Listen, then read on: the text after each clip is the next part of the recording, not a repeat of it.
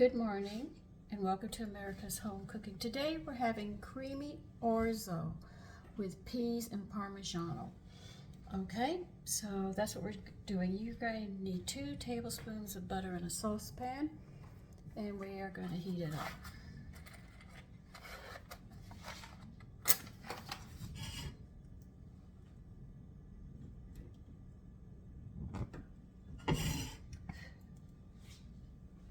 I usually tell you all the funny things that have happened in my life, but I'm going to talk about some sad times that you people seem to have a hard time believing.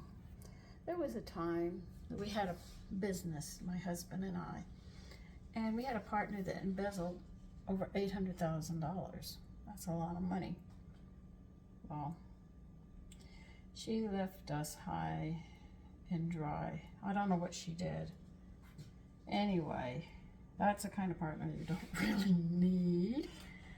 I'm sure the government got her for what she did. Anyway, what happened was we lost everything, okay? I mean, totally everything except the clothes off our backs. No.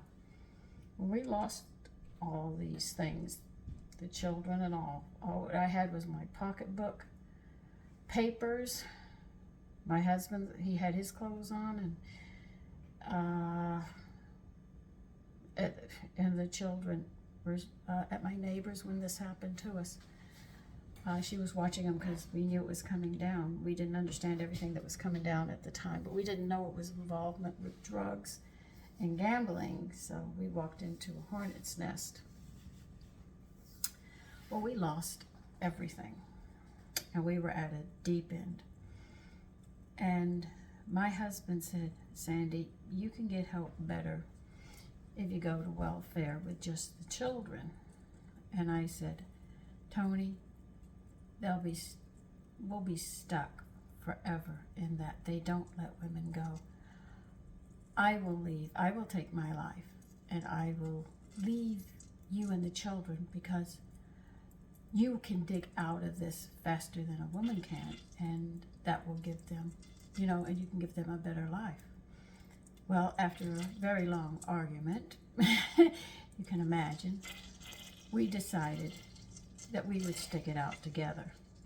We'd go through it together, and we will survive together as a family, which we did do, but it took a toll on my husband's health. And during that time, I was to feed and clothe a family of 4 with $141.29 every 15 days. Nothing else. They threw us into the worst places possible and everything else. Well, we finally dug our way out. But it had taken, like I said, a toll on my husband's health, and all the nutrition and everything that I knew was not going to help him any more than what I could do. And I did the best I could. You need 1 onion minced, or chopped if you wish, very fine. We're going to saute it in here. So it was a long road that we went through together. A smaller one. And we managed. We even managed to help people while we were going through it. I'll use this one then. And we helped people to the best of our ability. And we got a house. The one I'm in right now. He got a house. He finally managed to maneuver and get us a home. This is where he died and left. So after I went through my depression, which was very suicidal at that time, losing him, I had to see a psychiatrist who sat there and said the first year, she was a psychiatrist and her husband was a psychiatrist, so they had a joint office, so they worked very close together. So when he died, she had to see a psychiatrist to help her, and he had to see a psychiatrist to help him.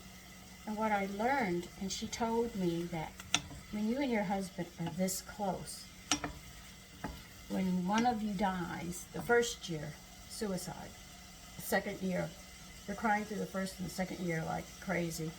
after the third year, you don't cry as much on the third year, but you get more of yourself together. The first time you will smile will be 3 years after his death. That's real love. And she told me that. So I had 3 really rough years.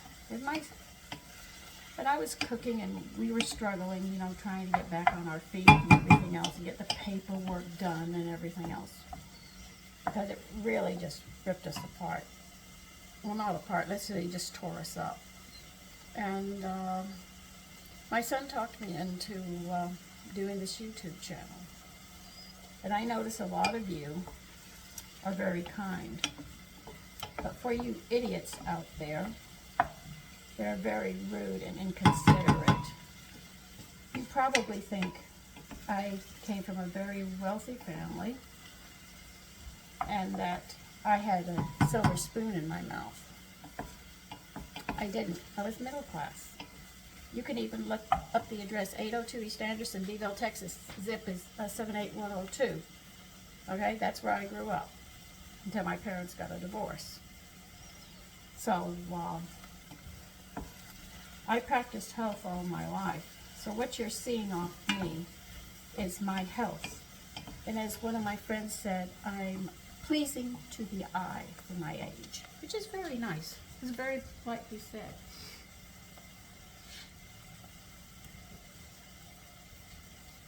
It's very nice of him to say that about me.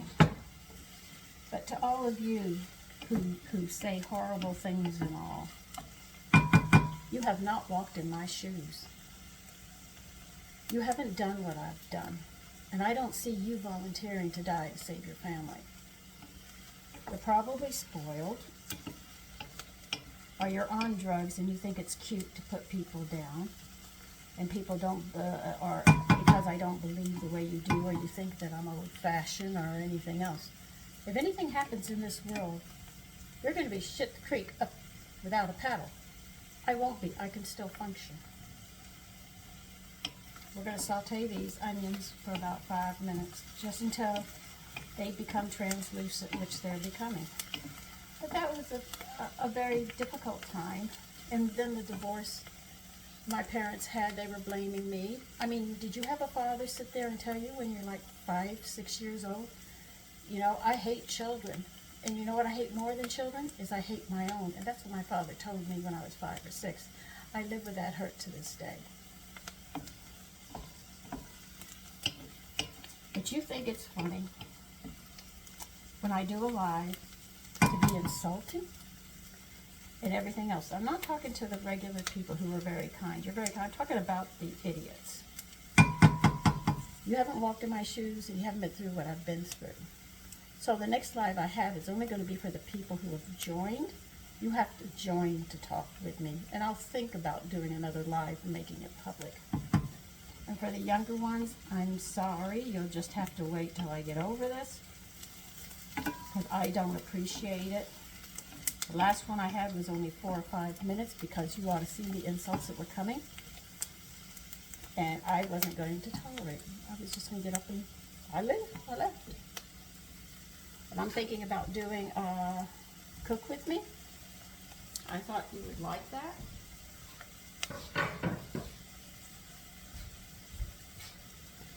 I haven't set it up yet. It's just a thought right now. Add in 2 garlics minced. It's only going to be for like a minute.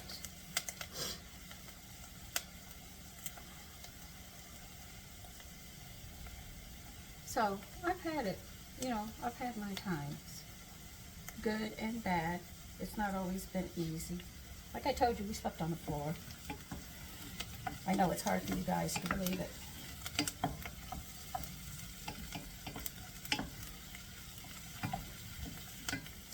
Gonna put the Orzo, 1 cup. It's pasta that looks like rice. And stir it around so we can get all those lovely flavors together.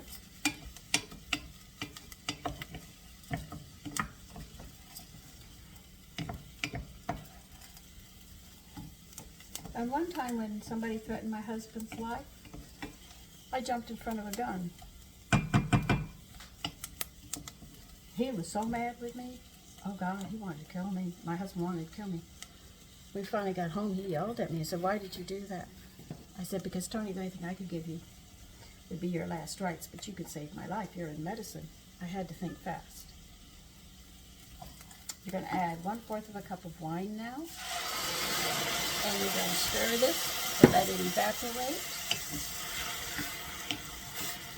Because we want the pasta, not the rice, the pasta, to absorb that liquid.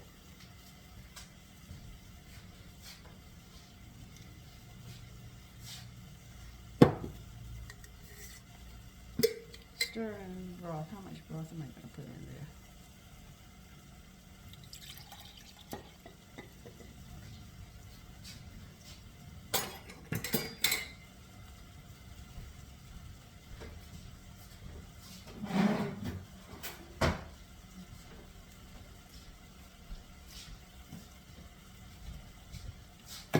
I don't think any of you have ever had a father pull a gun on you. I tell you, he hates you that much.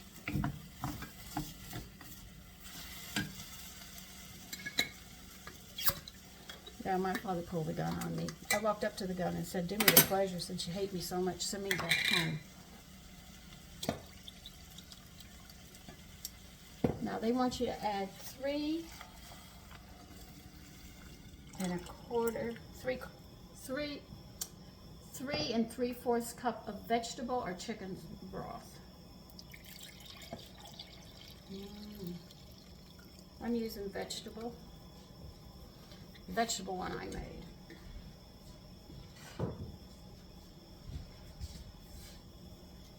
I got blamed by my father that he would have had a perfect life if I was never born.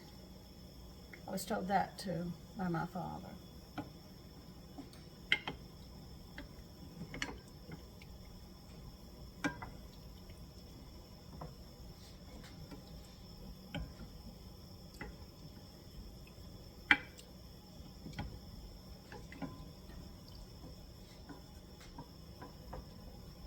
So see, you really don't have a right to say anything to me.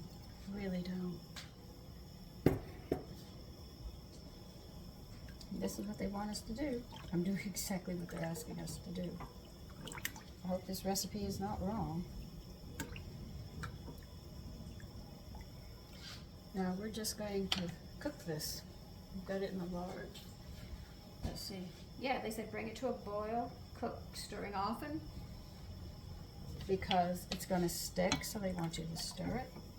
My mother, she went after the man I was going to marry, which is my husband, who's now deceased.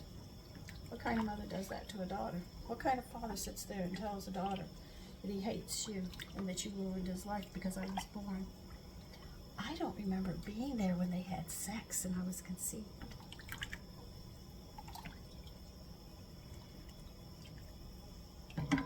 So people wear their scars well. And like I've told you, I've been dead 1, 2, 3, 4 times I've died in this life.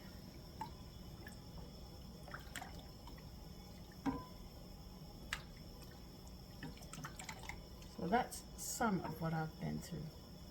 So don't you think, for you idiots, you think you have a right to insult me and call me names and everything else and think you're cool, because you're not.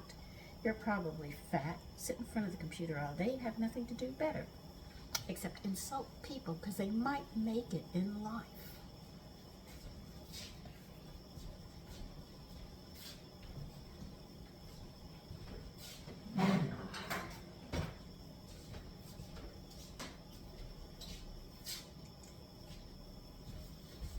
Now you're going to need 2 cups of Parmesan cheese grated and a 1/2 cup of frozen peas defrosted. I have my peas defrosted and my cheese is already grated. So we're just going to cook this now.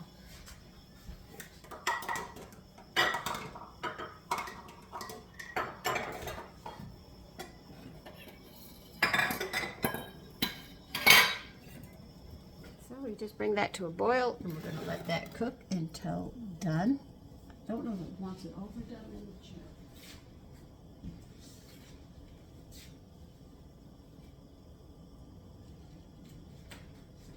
They say until it's tender and creamy. All right, now you're going to need some salt and pepper. Put that to the side. I got the peas to the side, and I have the cheese to the side. So we just have to wait now for that to do what it has to do. And I can put my stalks up.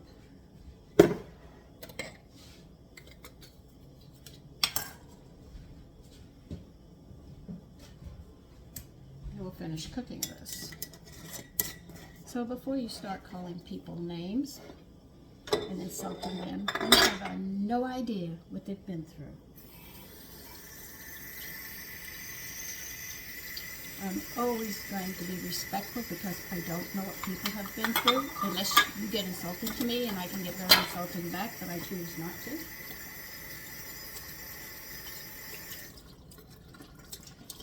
This is where I was taught. My freedoms go as far as the tip of my nose, and the only thing is you gotta learn to control that, because that will bring you down each and every time. So you have to be very, very careful.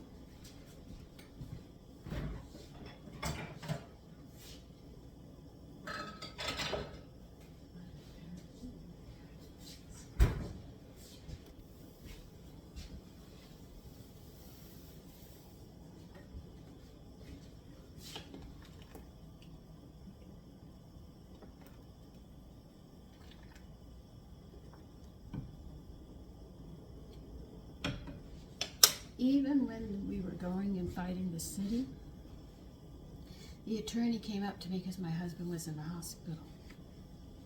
I walked past the phone booth where she was at, because attorney for the opposite side. She was laughing. He's dying. We've got this family. I mean, excited that my husband was dying. And I stood there, and she turned around because it was a phone booth at that time. And she turned around and saw me looking at her, and she didn't close the phone booth. So she was quite loud and excited. And I looked at her. What a horrible thing. The city is meant to destroy families, especially when you fight them. They did everything to destroy us, but we got out from under them. And after that, I lost my husband. But I thank God he didn't die while we were under their control, because that's why there's no men. Because they destroy the family.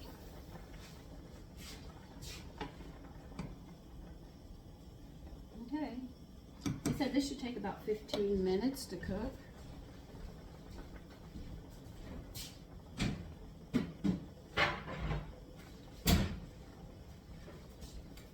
So I have all of that I've been through, but you haven't. I had a Mole, Larry, and Curly set of doctors. I walked into the hospital to see how my husband was, and what I said at the desk was, I am Mrs. Hunt, and the next thing I knew is Mole, Larry, and Curly come out and said, your husband will be dead in 24 hours. Next thing I remember is I am on a couch that they have at the hospital. And my sons are holding my hand and saying, Mommy, please wake up. I passed out. Shock.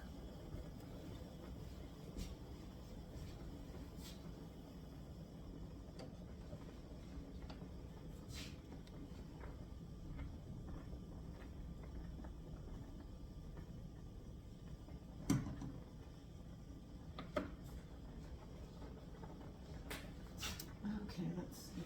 Now, let me put some of this up.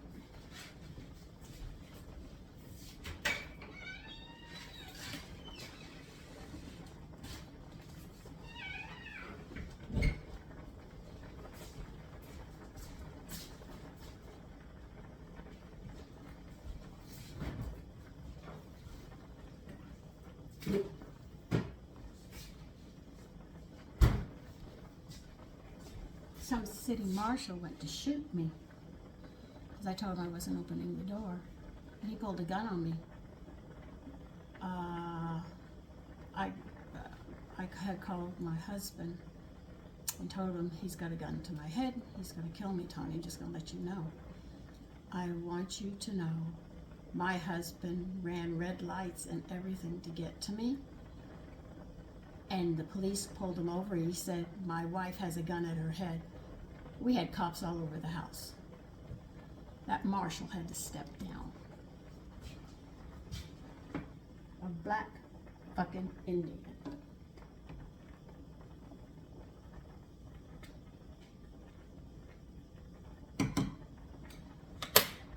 Had a landlord who waited till my husband was gone. He said, well, I want to see the apartment. I said, you're not coming in. He went upstairs, went up to upstairs apartment, and she was fully clothed when she answered the door because we both used the same hallway so I could see. When she came down, she was only in a robe, and he was feeling quite happy.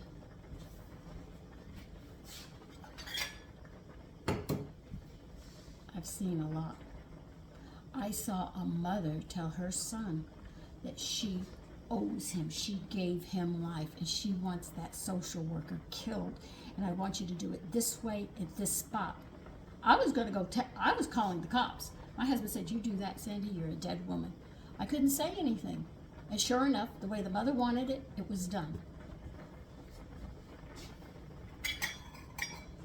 I have not lived in the safest of neighborhoods, as you can see.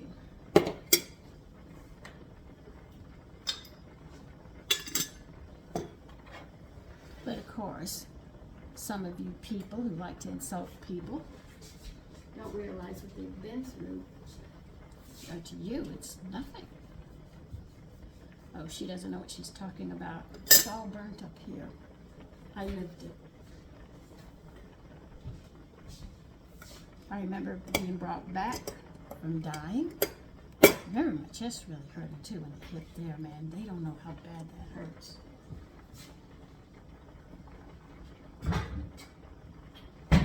I swore I had a bruise. Every day I was like this again. I expected a big bruise to come up, but no bruise came up. But they hit me there to get my heart started again.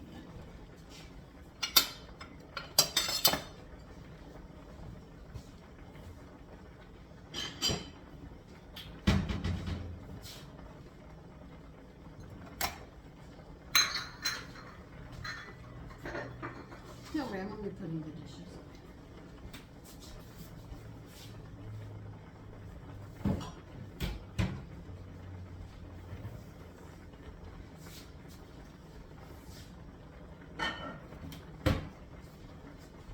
That's why I don't judge people, because I never know what they have been through. I'm always respectful because they need that respect. If they're snipey and nasty, you can bet something has triggered it.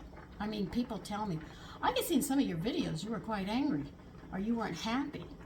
Yeah, they can see it. It's right there. I mean, I'm human. Hello?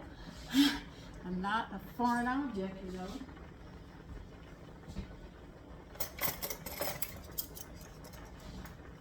Now I'm doing dishes while we wait for that rice.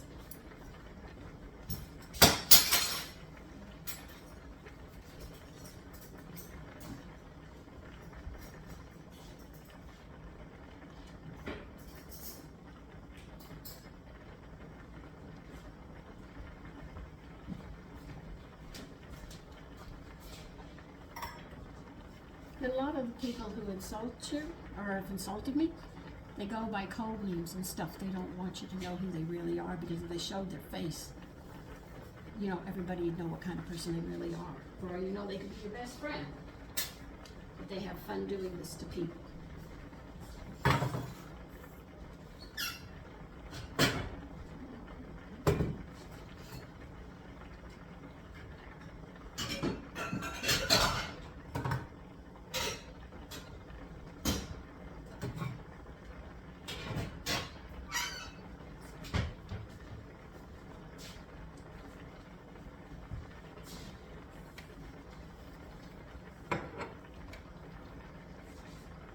I went from a private 3-bedroom home growing up in it, and I came up north. My mother took us up here. I ended up being in the ghetto with 1 bedroom, a dining room, a living room, My little brother and I slept in the living room. My mother was in the back bedroom. Cold. I'd never known such cold. I had pneumonia two times in 1 year. They said one more time we were not going to be able to bring her back. I was cold all the time. I didn't know about cold. Heat, I knew. Texas, I knew that very well. And I had winter clothes up here. Now the winter clothes in the south are different than the winter clothes up here. In the south, you might see 50 or 60, and that's considered cold. Honey, yeah, up here, we're talking 20s, and we've been below zero too. You know, so I had a sticker shock of not being able to have my own bedroom. I had to sleep on a floor for many years. Like I told you, there was a time I could only eat a half a cup of cooked rice, a half a cup of cooked beans, and a cup of coffee, and that's how I learned to drink coffee. I wasn't allowed milk and stuff that I was accustomed to, or eating fresh fruit for a while. First paycheck, had to walk all the way to the bank. I had never walked that far, and I walked all over Texas. I swear to God, I think I walked 5 miles to get to the bank.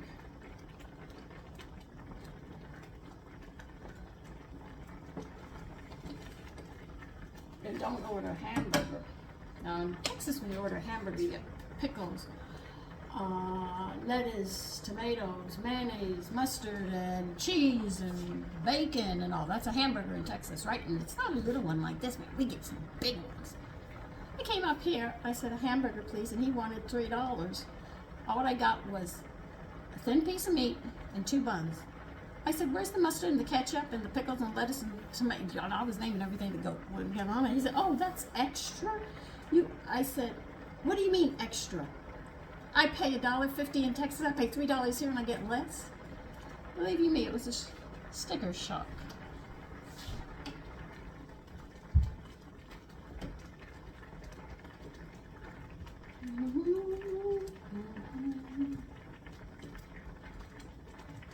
Yeah, it's starting to stick, so do make sure you stir it, you know, as it thins out. It's supposed to be a creamy one.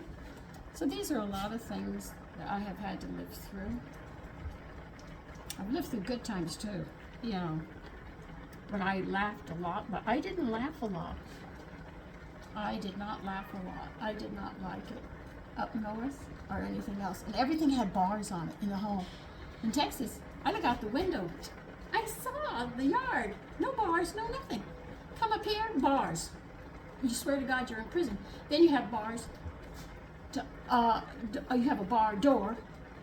You open that, and then you have the door to the house, and then you open that. Bars everywhere. I mean, you'll talk about sticker shock. This was shock to me because I felt like I was in prison. I went through depressions because I had a hard time dealing with this.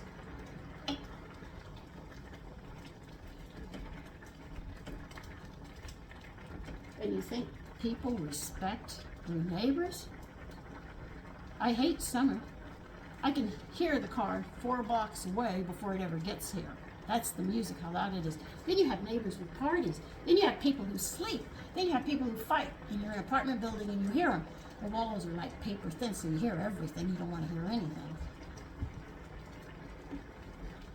It was a shock.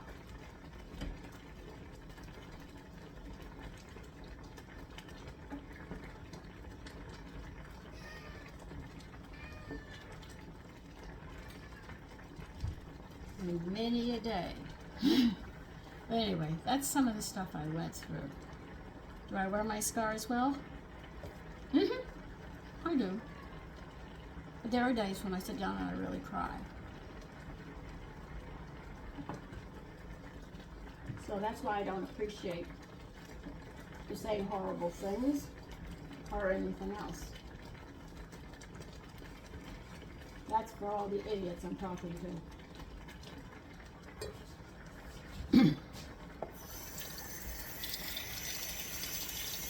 Because the only thing you're showing is your stupidity and your ignorance. You would be a coward. You wouldn't walk up to a gun and put it to your forehead and tell somebody to blow your brains out.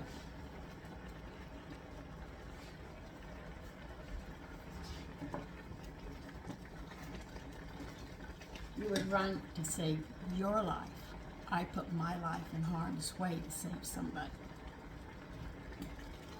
So you could say that I'm more of a human being than people who only think of themselves, like the ones who have a big mouth and say a lot of horrible things to people, to put them down, to make them stay down, because they can't feel good unless they can put people down. Which I think is stupid.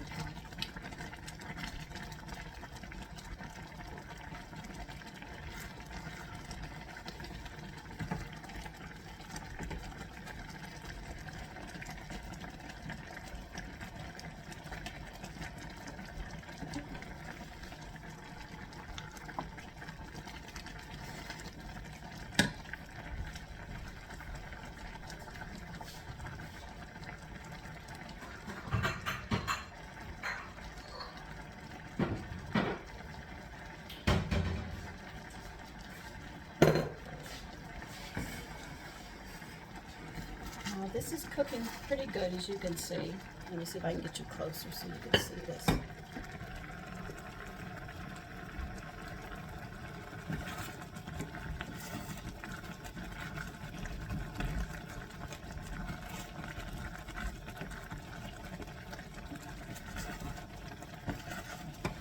See, I know money's tight for people. That's why I was doing the lives and letting you see a lot of things and everything else, because I was making it easy for you. I was showing you how to make food more nutritious.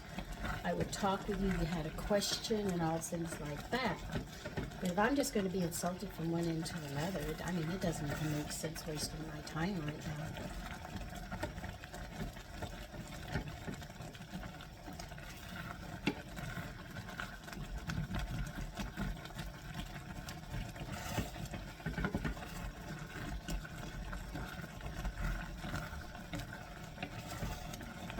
They're right, it is sticking. They want this really, really creamy. I said, okay.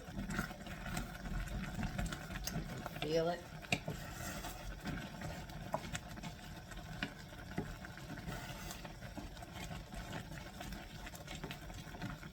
Now you can use chicken stock or vegetable stock. If you're vegetarian, just use a vegetable stock and you'll be fine. I used whey and vegetable stock because that's what I had left and I didn't want to open another bottle until I finished up what I had to put in the refrigerator.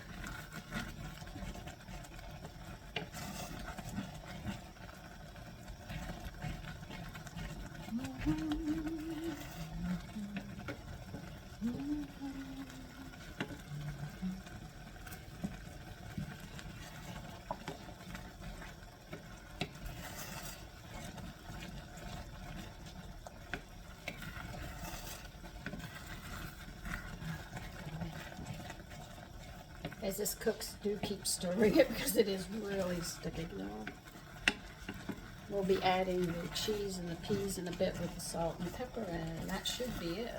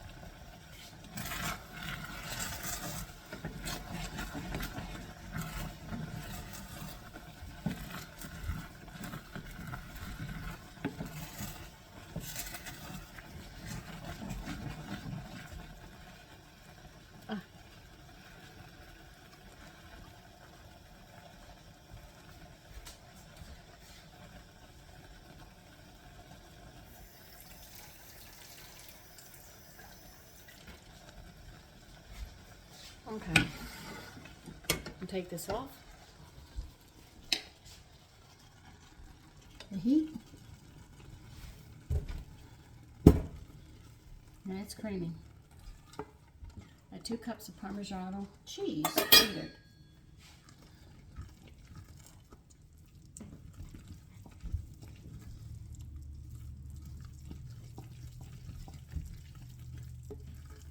And it's melting. Yes, it's going to.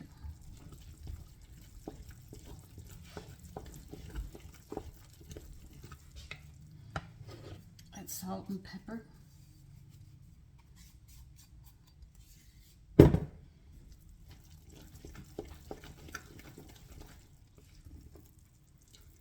Oh yeah, this is going to be very creamy.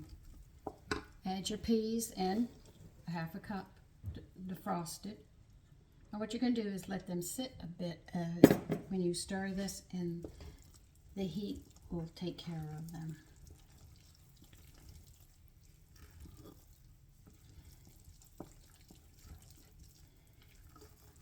Because the peas aren't really going to be cooked, they're just going to be warmed up a little, and that's it.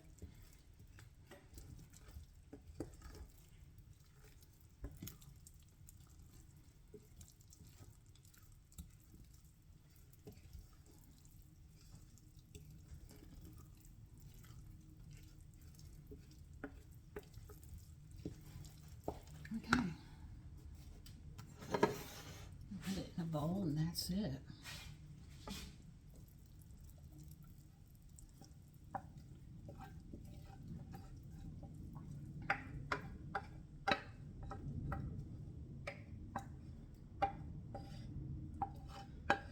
Because this is so hot, it will heat the peas up. They won't get soggy.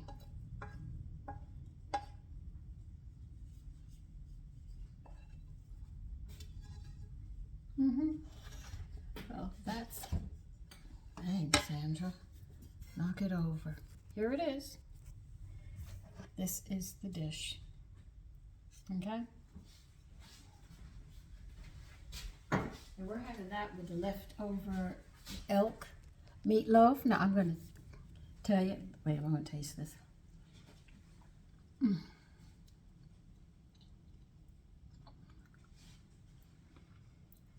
I took 2 pounds of elk meat stew and we ground it up with a pound of pork.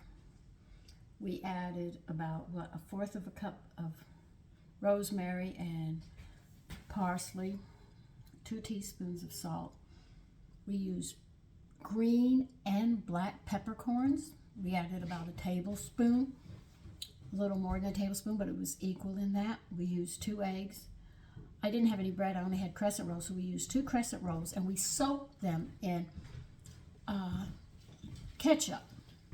Instead of doing it in milk, we soaked it up in ketchup, which was a cup. Ready?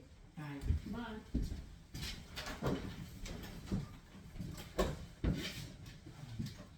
Looks good. It does look good.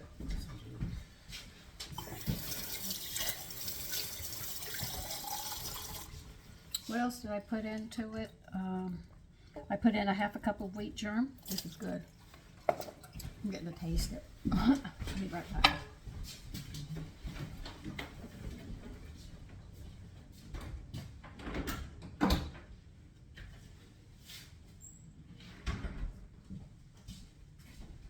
Anyway, we cooked it until the temperature got up to 183, and then I poured a chili sauce over it, a sweet one.